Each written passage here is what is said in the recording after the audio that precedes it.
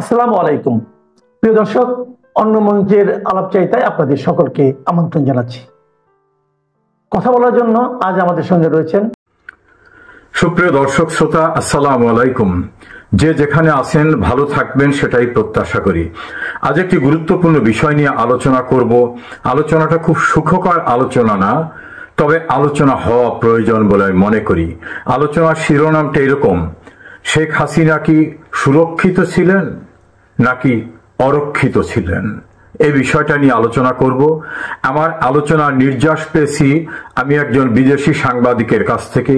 ওই সাংবাদিক বিভিন্ন দেশের গোয়েন্দা সংস্থার সঙ্গে বিভিন্নভাবে কাজ করে থাকেন। এভাবে তার কাছ থেকে প্রাপ্ত তথ্যপত্রের ভিত্তিতে আমি একেবারে নির্যাস ততটুকু নিয়ে কথা বলতে চাই। বিস্তারিত আলাপ করা যাবে না এই ভিডিও কন্টেন্টসের মধ্য থেকে। তিনি আমাকে সিম্পলি বলেছেন যে prime minister Sheikh Hasina survive miraculously. এর বাংলা দাঁড়ায় অলৌকিকভাবে শেখ হাসিনা বেঁচে গেছেন। খুব স্বাভাবিকভাবে তার বেঁচে যাবার কথা ছিল না। এই সাংবাদিক কোনোভাবেই আওয়ামী লীগ পক্ষাবলম্বী না, তবে একটা বিদেশি সংবাদ সংস্থায় কাজ করেন এবং এই সঙ্গত কারণেই তিনি বিদেশি কয়েকটা গোয়েন্দা সংস্থার সঙ্গে সম্পৃক্ত। এর একটি গোয়েন্দা সংস্থা পৃথিবীর অত্যন্ত পাওয়ারফুল গোয়েন্দা সংস্থা। সেখান থেকে বিভিন্ন সোর্স থেকে তার প্রাপ্ত যে তথ্য সেটা তিনি আমার সঙ্গে কিছু কিছু শেয়ার করেছেন। সেই কিছু কিছু শেয়ারের অংশটা নিয়ে আমি কথা বলতে চাচ্ছি। যে শিরোনামটা আমি বললাম যে শেখ হাসিনা কি সুরক্ষিত ছিলেন নাকি অরক্ষিত ছিলেন, তার ভাষ্য অনুযায়ী দীর্ঘ আলাপচারিতার ভিতরে যে 2024 সালের নির্বাচনের প্রায় 6 মাস পূর্ব থেকেই শেখ হাসিনাকে মনিটর করছিলেন বিদেশি প্রভাবশালী একটি ছোট্ট দেশ কিন্তু প্রভাবশালী দেশের গোয়েন্দা সংস্থা, যারা সারা পৃথিবীতে খুব পাওয়ারফুল। তাদের শত্রু যে প্রান্তে থাকে সেই প্রান্তেই তারা আঘাত হানতে সক্ষম হন।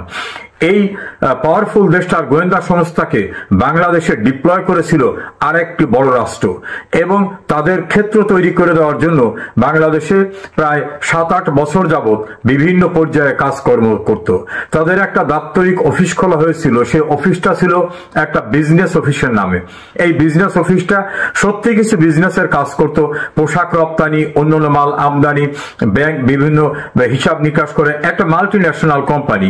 এবং তাদের চমৎকার অফিস ছিল, তবে সেই অফিসের কাজকর্ম হতো গ্রাউন্ড ফ্লোরে, আর উপরের ফ্লোরগুলো বিভিন্ন গুরুত্বপূর্ণ ব্যক্তিত্বের আসা যাওয়া এবং বিভিন্ন সময় তারা ডিপ্লোম্যাটিক যে ক্লাব সেই ক্লাবে বসতেন, তবে ক্লাবে তাদের খুব আলাপ আলোচনা হতো না। যেসব বিষয়গুলো নিয়ে আমার কাছে জানতে চেয়েছেন যে শেখ হাসিনা কতটা সুরক্ষিত ছিলেন, প্রথম কথাটা তিনি বলছেন শেখ হাসিনা প্রতি মুহূর্তে তার ঘনিষ্ঠ মন্ত্রী, দলীয় কর্মী এবং অন্যান্য যারা ঘনিষ্ঠ ব্যক্তিবর্গ প্রশাসনের তাদের সঙ্গে কথা বলতেন। এই সমস্ত কথাগুলি মনিটর হতো। এই মনিটরিং এর ক্ষেত্রে সবচেয়ে গুরুত্বপূর্ণ জায়গা ছিল টেলিকমিউনিকেশন মনিটরিং সেন্টার। এই মনিটরিং সেন্টারে অতি সূক্ষ্ম কিন্তু হাই পাওয়ার টেকনোলজি সম্পন্ন চিপস তাদের লাগানো ছিল। পরে শেখ হাসিনা এবং তার ঘনিষ্ঠ মন্ত্রী, এমপি, দলীয় নেতা বা প্রশাসনের লোক, এমনকি তার আত্মীয় স্বজনের সঙ্গে তার যত প্রকারের কথা হতো সমস্ত কথাগুলোকে তারা মনিটর করতেন এবং সেগুলো রেকর্ড হয়ে যেত। আর বাংলাদেশের টেলিকমিউনিকেশন মনিটরিং সেন্টার এমন সূক্ষ্ম প্রযুক্তিকে কোনোভাবেই কখনো মনিটর করতে পারেননি। মাঝে মধ্যে ছোট ছোট সাউন্ড হলেও তারা ধরে নিয়েছেন যে এখানকার যে মেশিন সেই মেশিনের কর্মকাণ্ডের সাউন্ড। এবং এই ক্ষেত্রে ওই অফিসে ডিপ্লয় করা হয়েছিল খুবই এক্সপার্ট টেকনিক্যাল একাধিক স্টাফকে, যে স্টাফগুলি কখনোই আওয়ামী লীগের রাজনীতি করে না, কিন্তু দৃশ্যমান ভাবে তারা আওয়ামী লীগের টেলিকমিউনিকেশন, শ্রমিক ইউনিয়ন, অন্যান্য ইউনিয়নের কর্মকর্তা হিসাবে বিভিন্ন সময় আবির্ভূত হয়েছেন এবং একাধিক অফিসার সেখানে ডিপ্লয় করা ছিল। কখনোই তারা এই বিষয়টা কাজ করতে পারেননি। দ্বিতীয় মনিটরিং হয়েছে প্রধানমন্ত্রী বাসভবন এবং তার অফিসের যে সকল দপ্তরগুলোতে তিনি বসতেন সেই সকল দপ্তরের সকল টেবিলে, সকল জায়গায় যিনি মুভ করতেন সব জায়গায় অত্যন্ত হাই পাওয়ার টেকনোলজির এই চিপস গুলো লাগানো ছিল, ফলে তার সমস্ত অ্যাক্টিভিটিস গুলো তারা অনুসরণ করতে পারতেন।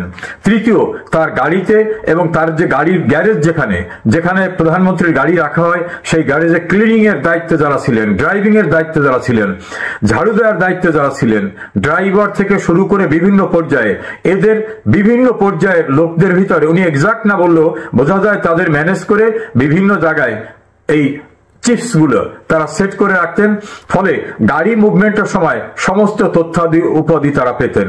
প্রধানমন্ত্রীর মুভমেন্টের জন্য যে সকল যন্ত্রপাতি ব্যবহার করত সরকারি গোয়েন্দা সংস্থা থেকে, সেখানে তাদের লোক ডিপ্লয়েড ছিল, কেউ কর্মকর্তা না, ছোট্ট লেভেলের, কিন্তু তাদের সঙ্গে যে চিপস ব্যবহার করা হতো সেই চিপস থেকে কমিউনিকেশনটা সম্পূর্ণ তারা রাস্তায় কোন জায়গায় কখন প্রধানমন্ত্রী আছেন, কোথায় যাচ্ছেন, পথে কি প্রোগ্রাম আছে, সমস্ত কিছু তারা মনিটরিং করতে পারতেন।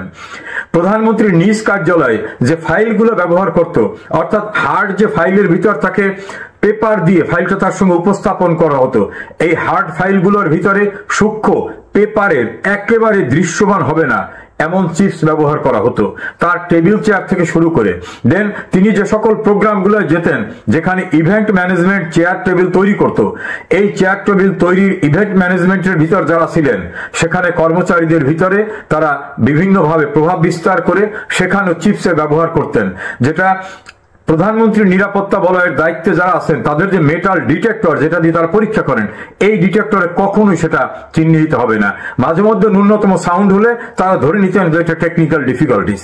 এভাবে প্রধানমন্ত্রীর নিজ বাসভবন, তার অফিস, সংসদীয় অফিস, সংসদের যে চেয়ারে তিনি বসতেন, এবং তার যে বাড়ি টুঙ্গিপাড়া এবং 32 নম্বরে বঙ্গবন্ধু ভবন, এর সর্বত্র হাইলি টেকনোলজির দ্বারা সম্পূর্ণরূপে কাভার করে ফেলেছিল এই গোয়েন্দা সংস্থাটা, যাতে তার অ্যাক্টিভিটিস, তার আলাপ আলোচনা পাওয়া যায়।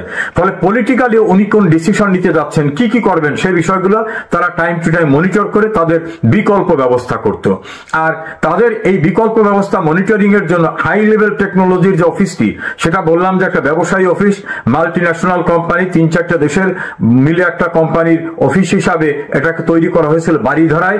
সবাই জানতো বিদেশিদের ব্যবসায়ী অফিস, কিন্তু 5 অক্টোবরের পরে 5 দিন পরে সেই অফিসটির সমস্ত মালামাল তারা পুড়িয়ে ডিস্ট্রয় করে দিয়ে চলে যায়। ওই কোম্পানির এখন সেখানে কোনো সাইনবোর্ড পর্যন্ত নাই, কোনো কর্মচারীও সেখানে নাই।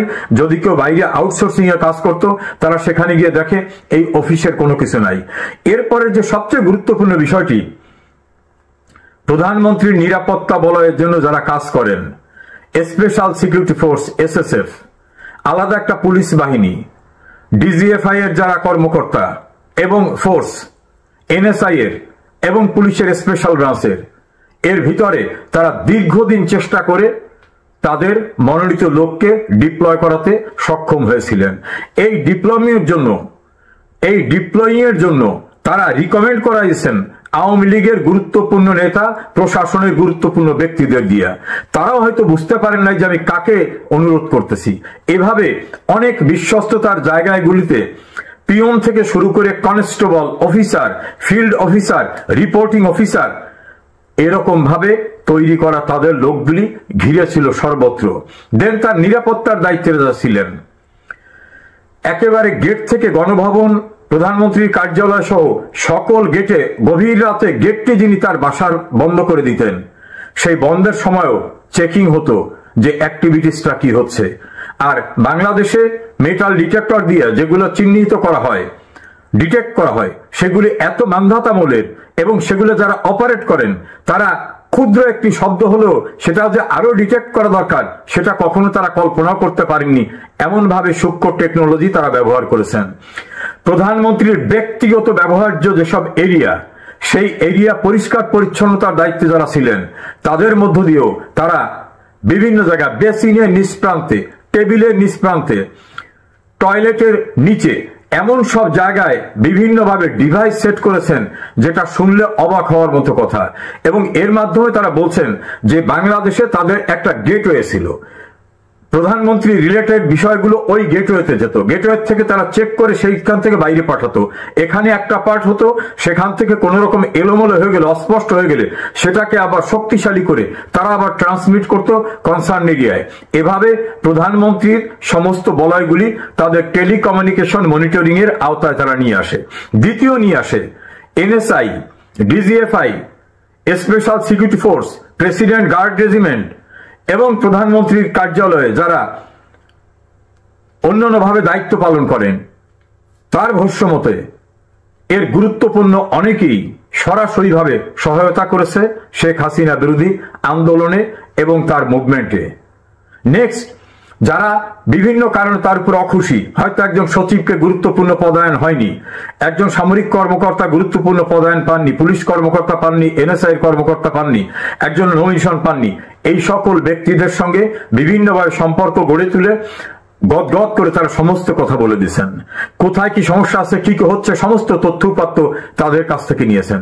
এবং তাদের কাছ থেকে যে তথ্য উপাত্ত নিয়েছেন তারা হয়তো কল্পনাও করেনি যে তার যে কথোপকথন, এই সমস্ত কথোপকথনটা যিনি কথোপকথন করছেন তিনি নিজেকে হয়তো পরিচয় দিচ্ছেন ইন্ডিয়ান একটা বিশেষ সংস্থার, রাশিয়ান বিশেষ সংস্থার, আমেরিকার বিশেষ সংস্থার, অথবা অমুক দেশের তিনি বাংলাদেশের এজেন্ট।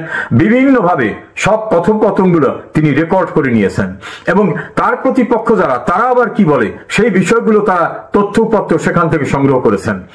প্রধানমন্ত্রীর বিভিন্ন দপ্তরে, সেনাবাহিনীতে, ডিজিএফআই, এনএসআই, পুলিশে যারা বিভিন্ন সময় কাজ করে রিটায়ার্ড হয়ে গেছেন তাদের সঙ্গে সখ্যতা গড়ে তুলে সেখান থেকে তথ্য উপাত্ত সংগ্রহ করেছেন। যে সকল মন্ত্রী এমপিরাও নানাভাবে কষ্ট পেয়েছেন বলে মনে করেন সেই ব্যক্তিদের কাছ থেকেও তথ্য উপাত্ত তারা সংগ্রহ করেছেন। আর প্রধানমন্ত্রীর কার্যালয়ে ফুল টাইম নিরাপত্তার দায়িত্বে যারা ছিলেন সেখানে সুকৌশলে তাদের লোককে তারা প্রবেশ করিয়েছিলেন। এবং তার ভাষ্যমতে 5 আগস্টের প্রায় 2 সপ্তাহ পূর্বে স্নাইপার গণভবনে প্রবেশ করেছিল। এই স্নাইপার দিয়ে প্রতি মুহূর্তে দূর দূরান্তে সবকিছু মনিটর করা হতো এবং সেই মনিটরিং যে রেকর্ডটা, সেই রেকর্ডটা আবার কনসার্ন যারা ডিপ্লয় করেছে তাদের কাছে চলে যেত। এভাবে গণভবনটাকে, প্রধানমন্ত্রীর কার্যালয়কে এবং তিনি যেখানে প্রোগ্রাম করবেন সবটাকে মনিটর করা শুরু হলো নির্বাচনের 6 মাস পূর্ব থেকে এবং নির্বাচনের পরে বেপরোয়াভাবে এই কাজগুলি করেছে।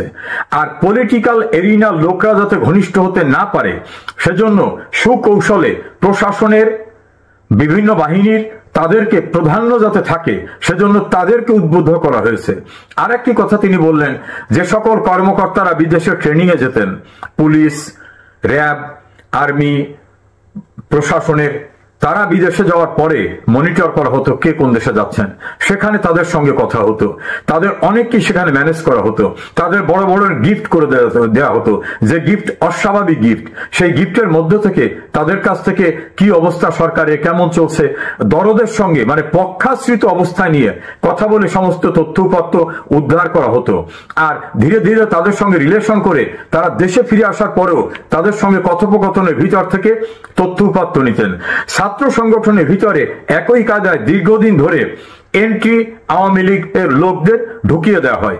একইভাবে প্রশাসনে, সিভিল অ্যাডমিনিস্ট্রেশনে, প্রধানমন্ত্রীর কার্যালয়ে, ডিজিএফআই এ, এনএসআই এ, স্পেশাল ব্রাঞ্চে এবং অন্যান্য জায়গায় এভাবে তারা তাদের লোককে সুকৌশলে ঢুকিয়ে দেয়।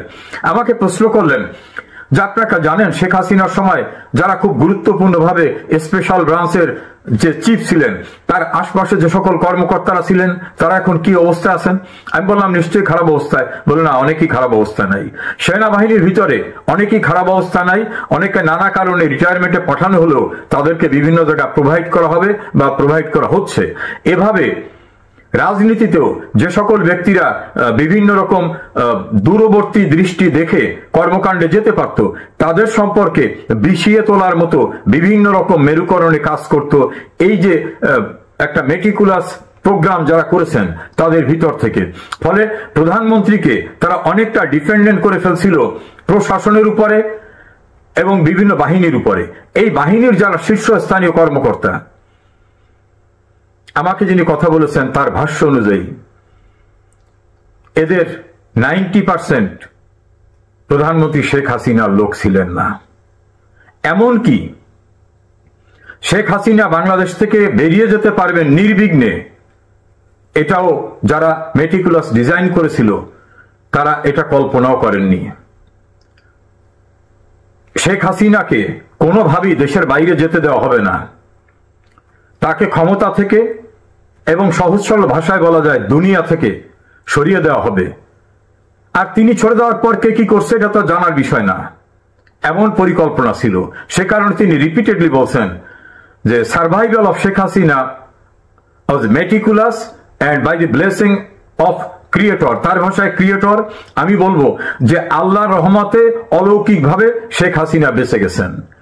আরেকটা জিনিস তিনি বললেন যে উনি দীর্ঘদিন ক্ষমতায় থাকায় ওনার নিরাপত্তা বলয়, বিশেষ করে রাজনৈতিক নিরাপত্তা, প্রশাসনিক নিরাপত্তা, বিভিন্ন বাহিনী নিরাপত্তা, এগুলাকে উনি ছেড়ে দিয়েছিলেন। কোনো বিশেষ কেয়ারিং হয়নি, পরীক্ষা নিরীক্ষা হয়নি যে যে লোকটি বিদেশে যাচ্ছে তার সঙ্গে কার কথা হয়, ওনার সিকিউরিটির দায়িত্বে যারা আছে ওর টেলিফোনে কোথায় কার সঙ্গে কথা হয় সেগুলো কি কখনো মনিটর হয়েছে? ওনার অফিসে গুরুত্বপূর্ণ পদে সিভিলে যারা আছে তার ফ্যামিলি মেম্বাররা তাদের টেলিফোনে কার সঙ্গে কথা বলেন, তার বাসায় কারা বেড়াতে আসেন, তারা কার বাসায় যান সেখানে কি আলাপ আলোচনা হয়, তাদের কি মাইক্রোস্কোপিক ওয়েতে খেয়াল করা হতো? উনি বিশ্বাস করেছেন, বিশ্বাসের উপর রেখেছেন। এই বিশ্বাসীরাই যখন ঘাতকের ভূমিকা অবতীর্ণ হয় তখনই কিন্তু তাদেরকে বলা হয় বিশ্বাসঘাতক। তার ভাষ্য মতে শেখ হাসিনা অলৌকিকভাবে বেঁচে গেছেন। আর যদি আধা ঘন্টা দেরি হতো তাহলে যে হেলিকপ্টারে উনি উড্ডয়ন করেছিলেন সেই হেলিকপ্টারও ভূপাতিত হয়ে যেতে পারত, এটাই স্বাভাবিক ছিল। আর স্নাইপার নিয়ে যারা ছিল তারা স্নাইপার দিয়ে শুধু ছবি তোলার জন্য ছিল না, স্নাইপারের মাধ্যমে তারা কাজ করার জন্য ট্রেইনড আপ ছিল। এবং এই স্নাইপার গণভবনে প্রবেশ করেছে 5 তারিখে না, তার পূর্বেই গণভবনের ভিতরেই ছিল এবং সর্বত্রই তারা বিরাজমান ছিল। এই ভিতরে ঢুকে সবার সঙ্গে মিশে শেখ হাসিনার আস্থা অর্জন করে উনি বললেন যে ওনার ফাদারের হিস্ট্রিতে দেখা যায় তিনিও যাদেরকে বিশ্বাস করতেন শতভাগ বিশ্বাস করতেন, কিন্তু একটু দায়িত্বশীল জায়গায় যাওয়ার পরে যে এই বিশ্বাসী লোকগুলোকে যে মনিটর করতে হয়, স্তরে স্তরে তাদেরও যে পরীক্ষা করতে হয়, সেই পরীক্ষা নিরীক্ষা কি তাদের হতো? ওনার যারা ডিউটি করতেন গতানুগতিক ভাবে তারাই ডিউটি করে গেছেন, তাদের কি পরিবর্তন করা হয়েছে? নিত্য নতুন লোক আনা হয়েছে, সেই লোকদের পরীক্ষা করা হয়েছে, তাদের ব্যাকগ্রাউন্ড কি এগুলো পরীক্ষা করা হয়েছে? সবকিছু মিলে তিনি আরো কিছু ভয়ঙ্কর কথা বললেন।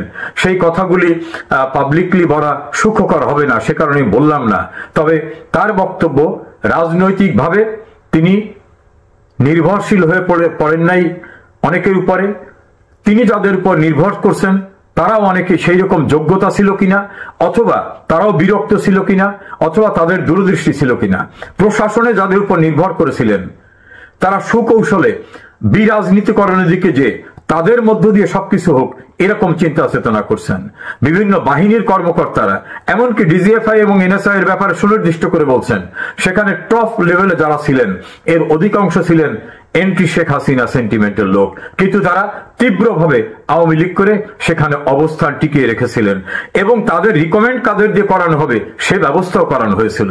এভাবে তার ভাষ্য অনুযায়ী শেখ হাসিনা কার্যত সুরক্ষিত ছিলেন না, রাজনীতিতে না, প্রশাসনে না, ল এনফোর্সমেন্টে না, বিভিন্ন বাহিনীতেও না। তিনি ছিলেন সম্পূর্ণরূপে অরক্ষিত। তবে কোনো না কোনো কারণে তিনি অলৌকিকভাবে বেঁচে গেছেন। আমার বক্তব্য হয়তো তিনি অনেক ভালো কাজ করেছেন, সে কারণে অলৌকিকভাবে আল্লাহ তার কুদরতি শক্তি দিয়ে তাকে বাঁচিয়ে রেখেছে। আমি যে তথ্যপত্র শুনেছি লোম শিহরিত হওয়ার মতো যে শেখ হাসিনার আশপাশে বিশ্বাসী লোকেরা বিশ্বাসঘাতকে রূপান্তরিত হয়েছিল। আমি জানি না এই তথ্যের সারবস্তু কতদূর, কিন্তু যা শুনেছি তাতে আমি আতঙ্কিত। আল্লাহ হেফাজত করুন, বঙ্গবন্ধুর কন্যাকে নিরাপদ রাখুন যেখানে যে অবস্থায় তিনি থাকুন।